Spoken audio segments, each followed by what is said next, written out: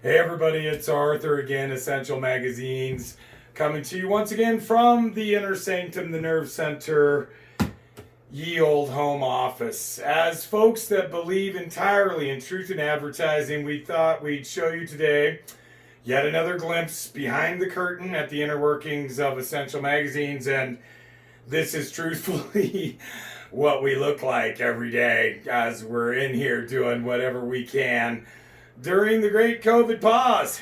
Not pretty, is it?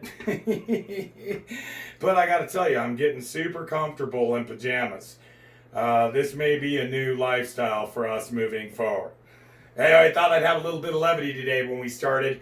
But here we go. Today's SBA PPP loan update, brought to you live by Essential Magazines. Mixed bag, folks. Mixed bag today.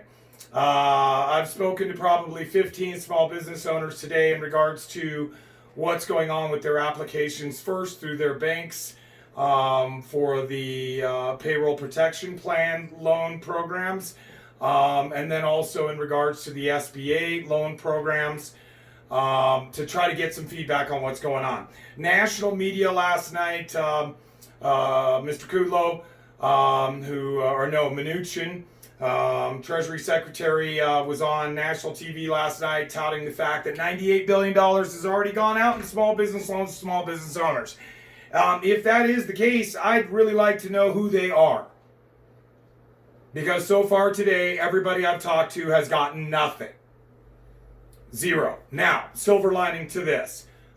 I am hearing today, though, that banks are communicating and loans are beginning to be processed. There is quite a bit of paperwork after the preemptive application that you file.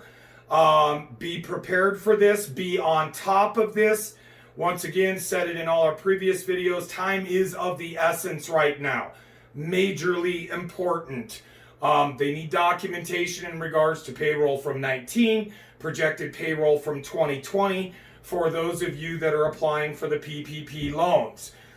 It's not super heavy lifting, but it is a little bit of bookkeeping to make sure your numbers are relatively accurate.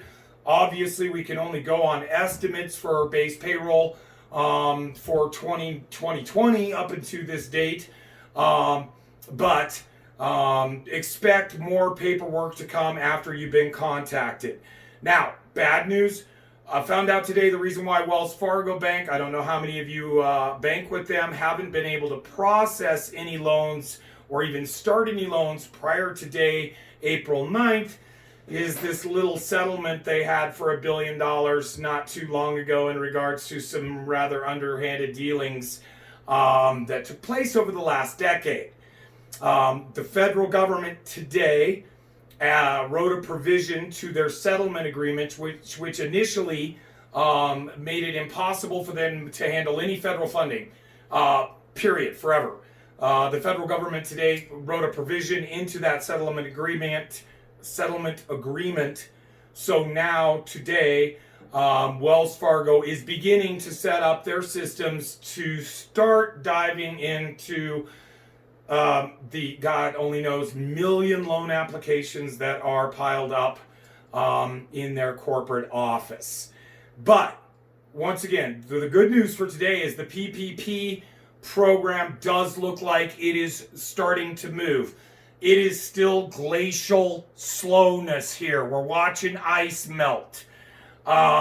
Still, call to action for every small business owner that we know: contact your state, your local government, your state government, your representatives, your senators. Keep making noise, because on the downside of all of this is the SBA program. We're now in day 13 after we filed our application, which was supposed to be responded to in 24 hours. Still, to this day, the larger SBA loan that is supposed to be there for lost income, rent, expenses, etc. Everything that's not lumped in the PPP is supposed to come through the SBA. They still don't even have a status update on the website for the SBA. this is a huge concern because even though the PPP loans are processing, those are only to cover payroll. Our restaurateurs and retailers and small business owners are going to need those other lines of credit to restock, to reopen, to rehire, to use the PPP program. Restaurants, great case in point. How do you pay people wages when the restaurant's not even open? There's so many catch-22s and unanswered questions in these processes that, quite frankly, I am astounded. But as I've said before, we can't give up hope. We got to keep trying. We got to do everything in our power to try to get some process going. And we have to continue to do our due diligence every day. Be on top of all your communications. Be spot on in your replies. And educate yourselves as much as possible. And do it now, not later. Once again, we're asking for feedback on our video series. We'll be posting another one in a couple of days to keep you informed as we go through this process. Please share, follow, tag, subscribe, Facebook, Instagram, YouTube, and Twitter. We need your support so we can support you. And as always, peace, good health, and God bless.